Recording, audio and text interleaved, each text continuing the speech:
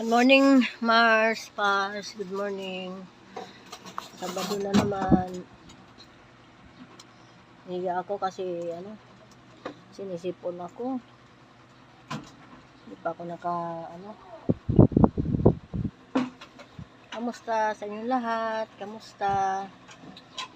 Ingat kayo lagi. Happy Sabat sa inyo.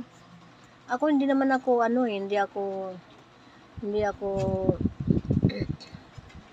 Katoliko, hindi rin ako kasi yung mga magulang ko sa Bukidnon, taga Bukidnon kasi ako, taga Calubihon Don Carlos Bukidnon, na dito ako sa Manila dahil yun nagtatrabaho din, tapos dito din nagka-pamilya, ganon.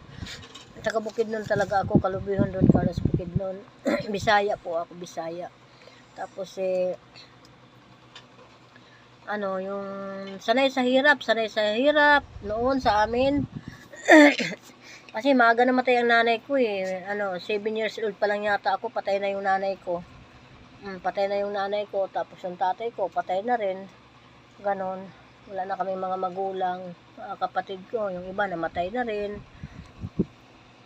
Sa 7 magkapatid, pangalawa ako sa bunso, pang-anim ako. Tapos yun, mahirap pala pag nag-asawa ka ng makikisama ka sa isang tao na yung di maintindihan ng ugali, yung yung nakasama ka, akala mo okay na kayo. Tapos makwento ko lang kasi, tapos yun pala lalo na may nakaraan yung lalaki na hindi maganda. Tapos ang masakit pa, kahit may nakaraan na pangit nakaraan, sige pa sila kontak-kontak sa kabit niya dati, ganun.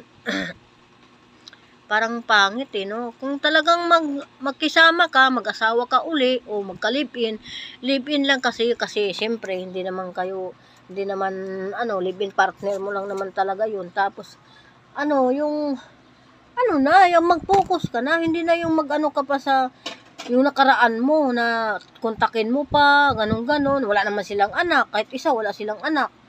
Kukontakin mo pa, may kinakasama na yung babae, may anak kasi iba't ibang lalaki. Pangit yung ganun, di ba? Dapat makisama ka, yung yung siguraduhin mo na hindi ka magloko, hindi ka kasi pangit kasi yung ganyan na magsasama kayo tapos parang nawalan ka ng